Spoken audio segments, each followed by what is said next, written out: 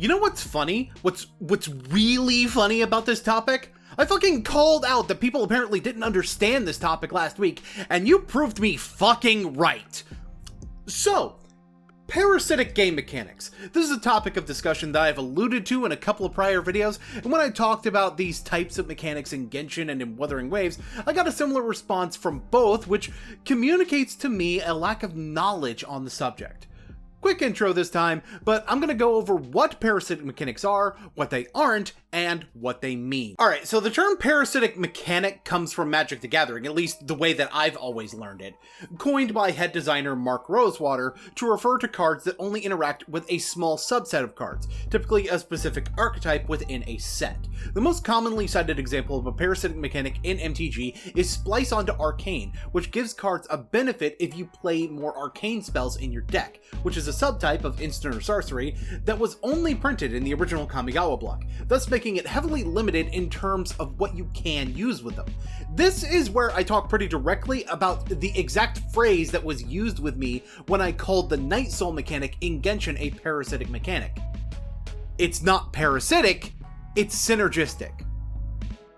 Okay, so a mechanic having a synergy with other things that have that mechanic means absolutely nothing in regards to whether or not a mechanic is parasitic.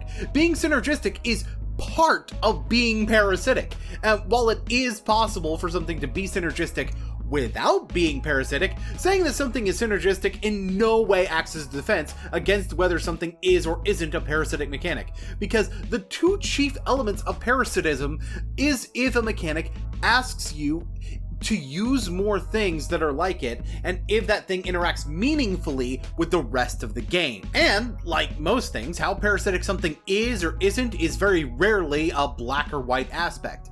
It is possible for something to be either less or more parasitic without being entirely with or without parasitic components. Another example from Magic, and trust me, I'll start talking about gacha games again soon, would be Energy, which was a mechanic that only interacted with itself, but all the cards that used energy also had a way to produce it, and the cards that only produced it also did something else that made them worth their cost. While most of these cards are often better in a deck that has more energy cards in it, they still have relative functionality outside of that, even if there are potentially better options.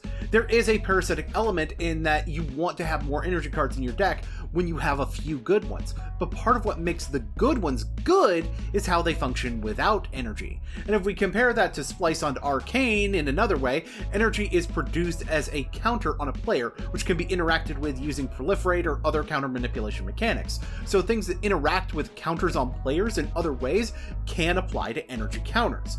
And this is the difference between two mechanics that could both be considered highly parasitic. So I said that we're going to get back to gacha games, and I want to provide some examples from each of the games that I've criticized for saying have parasitic mechanics, and I want to provide some comparisons for what I'm talking about, starting with Genshin. Believe it or not, I'm gonna save the conversation about Night Soul in particular for later. My first example is what I consider the second most parasitic mechanic in Genshin.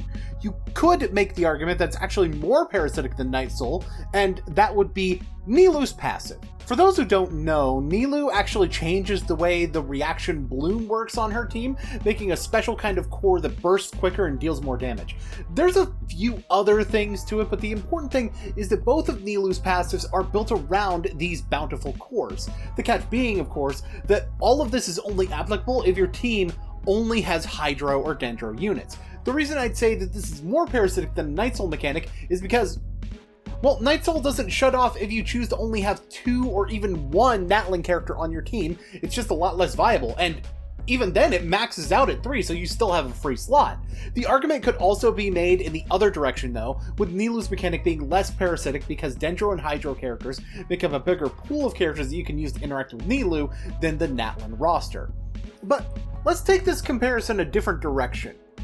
Emily's elemental skill, which, to simplify things, does more damage when there are burning enemies, which happens when you apply both Dendro and Pyro to them. So yes, Emily does want you to have both herself, a Dendro unit, and Pyro units on team, but unlike Nilou's, there's nothing stopping you from having someone of another elemental type, like Hydro or Electro, to be able to chain burning into Burgeon, Vaporize, or Overload. And while you could argue that the exact same problem as Night Soul Burst, triggering more often, is what encourages you to run a purely Dendro and Pyro team, I mean, not Really, all you need is to be able to apply Dendro and Pyro more often than the other element, and you're doing the same thing. While Night Soul Burst is hard cap on how often it can trigger, if your team even has the wrong unit in it, that's what makes it more parasitic. Now, what Wuwa has in terms of parasitic mechanics isn't nearly as bad as Genshin. That's why what I have to say about Wuwa is actually going to be a lot shorter. At its most parasitic. But the two most parasitic mechanics are, interesting enough, held by Spectro characters. Jinshi's Forte Gauge builds when you deal coordinated attack damage, which isn't a type of damage that all characters deal. So the expectation is that you'd be using coordinated attack characters more. Zany, meanwhile, is built around converting Spectrofrazzle into her own debuff for more damage. And there's other things it does too, but the point is that Zany wants a hybrid or support character that applies Spectrofrazzle for her kit to work. Now, as I said in my previous video, but got ignored in the comments a lot of the time, Kuro is making efforts to make this mechanic less parasitic by including interactions with air erosion through Arrow Rover and Shikona. But this still means that the older characters are being pushed out of the teams with newer ones in them a lot of the time. And while that can be fine, I'm not going to sit around and ignore it before it gets worse, you know? And it does mean that the mechanic is still parasitic, even if they are using power level as a good way to balance that out. And that's the final thing about this that I want to make sure that I point out about this. Yeah, the short intro, long outro, go figure. A mechanic being to some degree parasitic has some potential to be, you know, fine. But it's a criticism that's still worth bringing up and exploring how much it has a negative effect on the game. Something can be very parasitic and still be a good thing because it makes the play experience overall better. Although admittedly, that's a hard thing to pull off since typically improving something requires meaningful interaction with what's already there. And parasitic mechanics don't normally do that. But it's not impossible, and it's not impossible to look at this negative aspect as a negative aspect, but still talk about other things in regards to the mechanics that are more positive, and use it as a metric that's part of weighing the overall pros and cons. I looked up more thoughts on parasitic mechanics when writing this, and found an article on DraftSim talking about parasitic mechanics that implied or outright stated at several different points that how good the cards are with the parasitic mechanic in some way correlates to how parasitic the mechanic is, but that's not really all that true. I know I said that earlier, but it's a little bit different. I'll even link the article in the description, but they even make the argument that Splice on Arcane is somehow not parasitic because some cards with Splice on Arcane are powerful directly, along with pointing out other less parasitic version of Splice existing in like a single sentence. I'll link it, it's a wild read, but it illustrates my point very well. Parasitism isn't the be-all end-all of critique. No one metric is the be-all end-all of critique.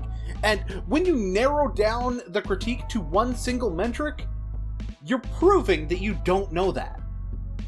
But what do you think? Do you feel like you understand what I mean when I talk about parasitic mechanics better? Do you have any examples that you think are relevant to this that you want to share? Feel free to call me a parasite in the comments. I know half of you want to, and be sure to leave a like on your way out. But until next time, this is the effing Boonslayer signing out.